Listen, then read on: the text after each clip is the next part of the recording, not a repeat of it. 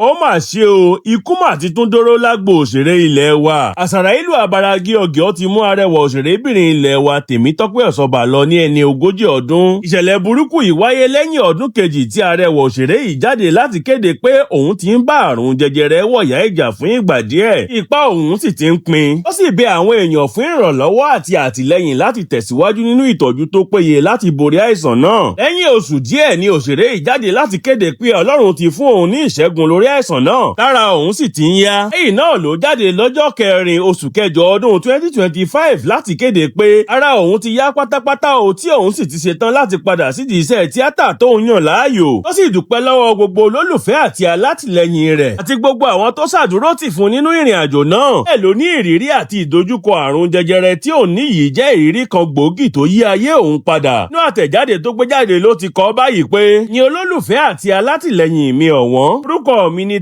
TOPE OSOBA. Lẹ́yìn ìrírí mi pẹ̀lú àìsàn jẹjẹrẹ, inú mi dùn láti kéde ìfira ẹni hàn mi lẹ́ẹ̀kan sí i. Ìrìn àjò mi yìí jẹ́ oríta àyípadà tó ṣokùnfà àtúnṣe, ìtura ẹni kọ́ àti ìtura ẹni mọ̀ mi. Ó sì ń jáde bọ̀ pẹ̀lú okun ọ̀tun, ìfaradà tó ju tàtẹ̀yìnwá lọ, àti ìfira ẹni jìn fún pínpín ìtàn mi láti ru àwọn ènìyàn sókè. Òṣèrébìnrin yìí fi kún ọ̀rọ̀ rẹ̀ nígbà náà pé ìpele tuntun òun yìí máa gbájúmọ́ ìpadàbọ̀sípò, ìdàgbàsókè àti ìrónilágbára. Nítorí òun máa lo gbogbo okun àti òkìkí òun láti dá àwọn ènìyàn lẹ́kọ̀ọ́ lórí àrùn jẹjẹrẹ àti gbogbo àwọn àìlera míì tó jọ mọ́. Ó sì tún dúpẹ́ lọ́wọ́ gbogbo àwọn ènìyàn tó ṣe àtìlẹ́yìn fún un. Bẹ́ẹ̀ ló lóun ti ṣetán láti padà sídìí iṣẹ́ tíátà àti gbogbo àwọn àǹfààní míì tó bá yọ láti jí iṣẹ́ àti ọrọ̀ ajé òun padà. Ṣùgbọ́n ó ṣe ni láàánú pé lẹ́yìn ọdún kan gẹ́rẹ́gẹ́ tí òṣèré yìí ṣe ìkéde yìí ló jáde láyé. A sì ń gbà ládùúrà pé kí Ọlọ́run jọ̀ọ́ kó bá wa tẹ́ ẹ sáfẹ́fẹ́ rere, ó sì bá wa dá ikú ọ̀dọ́ dúró láwùjọ wa.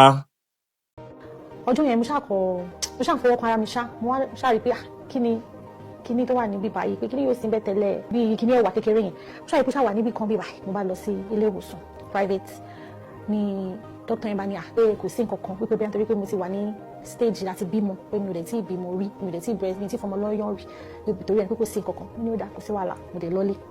Àmọ́ ọwọ́ mi ò kí ń kúrò ń bẹ̀ ẹ̀mọ̀ nǹkan tí kò sí lára mi tẹ́lẹ̀ tó dẹ̀ kọ̀ déédéé wà ń bẹ̀ wá di wípé ó ń tóbi mo rò pé èmi ò ara mi ò balẹ̀ pẹ̀lú nǹkan yìí o. Mo bá ṣáà lọ sí ibi tó máa ti ń ṣe àyẹ̀wò pé ok pé kí ló ṣẹlẹ̀ wá ní pé kíní ló wà ń bẹ̀ lump àṣàyọ mo dẹ̀ ti ń live life mi lọ nítorí pé mo ti wà ok. Àṣé bó ti ṣe ó ti yẹ̀ wò ní general hospital wọ́n rí wípé ó ní àrùn jẹjẹrẹ. Ẹ̀wọ̀ ọjọ́ yẹn kò ń ṣe ọjọ́ dáadáa because mo ti believe wípé mo believe pé nǹkan bẹ́ẹ̀ dé wà lára pé I'm sorry. Mo ṣáàjókòó mo pé God pé kí lélẹ̀ àrùn jẹjẹrẹ kẹ̀ pé ṣọ́ máa fáwọn mi lọ ni ṣọ́ta mi máa kú ni kí ló fẹ́ ṣẹlẹ̀ lájú gbogbo wàhálà mi kò sí ìyá kò sí bàbá mi nìkan mo ti ń họ́sọ́ mo ti ń ṣe mo ti ń fà á kékeré tí ṣáà lè tóra wọn pé ṣé bí mo ti máa wá end life mi lélẹ̀ mo ṣàbẹ̀rẹ̀ sí ni máa ṣe prayer lọ́lọ́run mo kì í ṣe bọ́ọ̀lù gẹnu àmọ́ nínú ọkàn mi yìí mi ò rò bí sẹ́nikẹ́ni rí mo dẹ̀ nígbàgbọ́ nínú ẹ̀ má tún mi dá sí burúkú Ọlọ́run mi ò fẹ́ bí mo ṣàṣe délé lọ́jọ́ yẹn gbogbo sísẹ́ mi ti dàrú ẹ̀rọ mo ti kẹ́ẹ̀tì ara mi mọ́ mo ṣàbẹ̀rẹ̀ àdúrà ẹwà àdúrà ń gbà o Ọlọ́run ń gbọ́ àdúrà a bẹ̀rẹ̀ sí ni máa ṣe prayer a bá tún padà hospital wọ́n ní pé mo máa ṣe nǹkan tó ń pè ní CT scan láti mọ ibi tí ó ti spread dé bàtà máa ṣe CT scan mi negative kò sí nǹkan kan particles níbi tó wà náà ló ṣe wá ẹ̀dẹ̀mọ̀ pé mo ti ṣe surgery kan tẹ́lẹ̀ láti yọ kúrò dókítà yẹn ṣáà ní pé a máa ṣe another surgery pé kí n má wọrí o pé àwọn ò ní gé ọyàn mi mo ṣe báyìí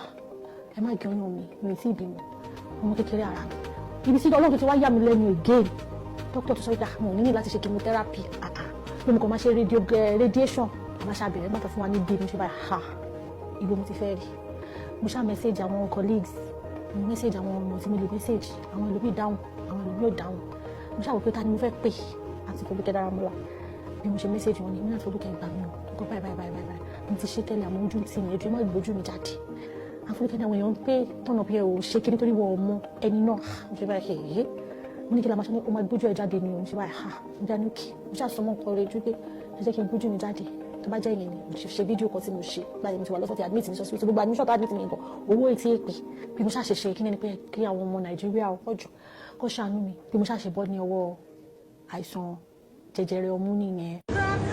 Hello everyone, my name is TOPE OSOBA. Like you already know, I want to say a very big thank you to everybody that supported me. I want to say a very big thank you to everybody that donated for me to go through my breast surgery. I want to especially thank Sister Foluke Daramola for reaching out to people. I still need your help, guys, because they still aftercare. Please, guys, show me love like you've always done. This is very, very important. I need to get back on my feet, like, very soon. Do this for me. Do it for me as a birthday gift, because my birthday is December 2nd. Please, guys. Please, help me.